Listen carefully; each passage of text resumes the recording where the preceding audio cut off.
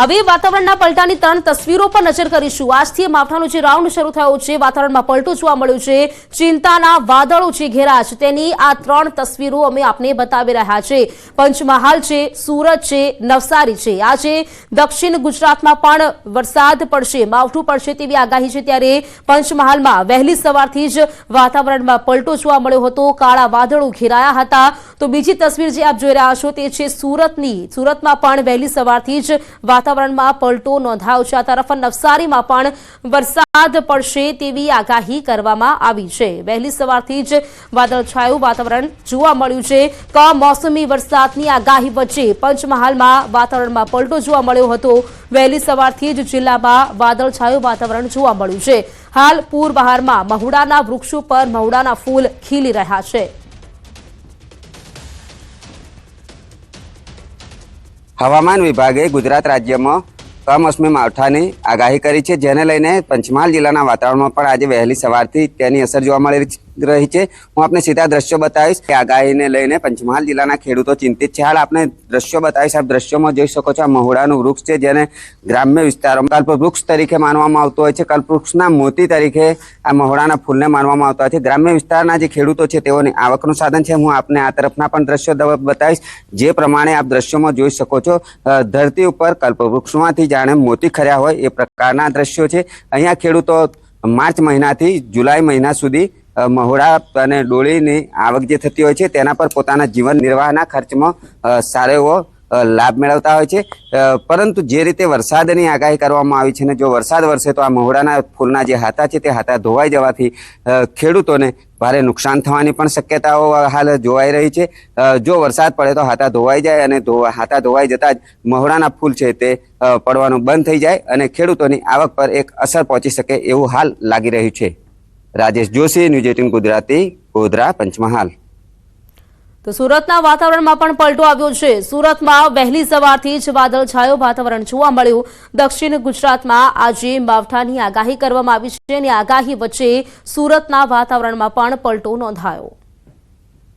ઉનાળાની ગરમીની શરૂઆત થતાની સાથે જ ધગધગતા તાપમાં લોકો પરેશાન છે। તે વચ્ચે હવામાન વિભાગમાં દ્વારા આગાહી કરવામાં આવી છે અને હવામાન વિભાગની આગાહી વચ્ચે દક્ષિણ ગુજરાતમાં ભરૂચ હોય, અંકલેશ્વર હોય, સુરત, નવસારી, આહવા, ડાંગ, દમણ અને દાદરા નગર હવેલી સહિતના વિસ્તારોમાં વાતાવરણમાં પલટો આવ્યો છે અને ખાસ કરી વહેલી સવારથી વાદળછાયું વાતાવરણ જોવા મળી રહ્યું છે। ખાસ કરીને હવામાન વિભાગની જે રીતે આગાહી છે કે દક્ષિણ ગુજરાતમાં કમોસમી વરસાદની આગાહી કરવામાં આવી છે, તેને લઈને દક્ષિણ ગુજરાતના ખેડૂતોમાં ચિંતાનું મોજું ફરી વળ્યું છે। કારણ કે એક બાજુ ડાંગરનો પાક તૈયાર થઈ ગયો છે, ત્યારે બીજી બાજુ દક્ષિણ ગુજરાતમાં ચીકુ અને કેરી કે જે બાગાયતી પાકોનું સૌથી મોટું સેન્ટર છે, આ કમોસમી વાતાવરણને લઈ જો વરસાદ થાય છે તો આ પાકોને મોટા પ્રમાણમાં નુકસાનની ભીતિ સેવાઈ રહી છે। ખાસ કરીને ચોક્કસ વાતાવરણમાં પલટા સાથે વાદળછાયા વાતાવરણને લઈને લોકોને ગરમીથી રાહત તો મળી છે, સાથે સાથે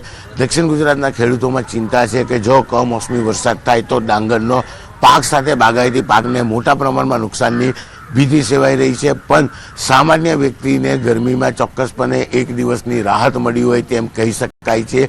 જે પ્રકારે વાતાવરણમાં પલટો આવ્યો છે, દક્ષિણ ગુજરાતથી નીચેના વિસ્તારોમાં કેટલીક જગ્યા પર કમોસમી વરસાદ થયો છે, ત્યારે દક્ષિણ ગુજરાતમાં ભરૂચથી લઈ વાપી સુધી અને દાદરાનગર હવેલીથી લઈ દમણ તમામ જગ્યા પર વહેલી સવારથી વાદળછાયા વાતાવરણ વચ્ચે કમોસમી વરસાદની આગાહી છે, જેને લઈને લોકોને ગરમીમાં રાહત મળી છે પણ ખેડૂતોની ચિંતામાં વધારો જોવા મળી રહ્યો છે।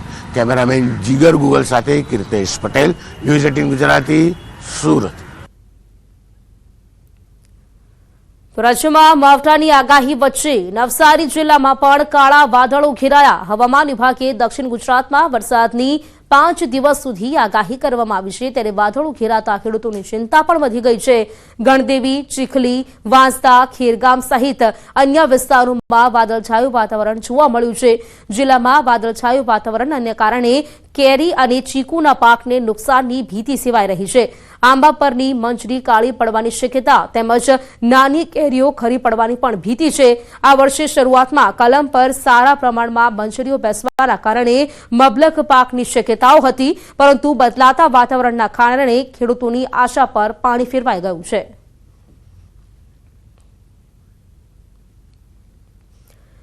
તો ગુજરાતમાં રહેશે વિચિત્ર વાતાવરણ હવામાન વિભાગની મોટી આગાહી રાજ્યમાં હીટવેવની સાથે માવઠાની પણ આગાહી કરવામાં આવી છે રાજ્યમાં આજે ક્યાંક હીટવેવ રહેશે તો ક્યાંક કમોસમી વરસાદ પડશે તેવી આગાહી કરવામાં આવી છે આજે પોરબંદર ગીર સોમનાથ ભાવનગર અને દીવમાં હીટવેવની આગાહી છે તો આગામી 4 દિવસ રાજ્યમાં કમોસમી વરસાદ પડશે તેવી આગાહી છે આજે ગીર સોમનાથ અમરેલી ભાવનગર નર્મદા તાપી નવસારી ડાંગ વલસાડ અને દમણ તેમજ દાદરા નગર હવેલીમાં પણ ગાજવીજ સાથે વરસાદ પડી શકે છે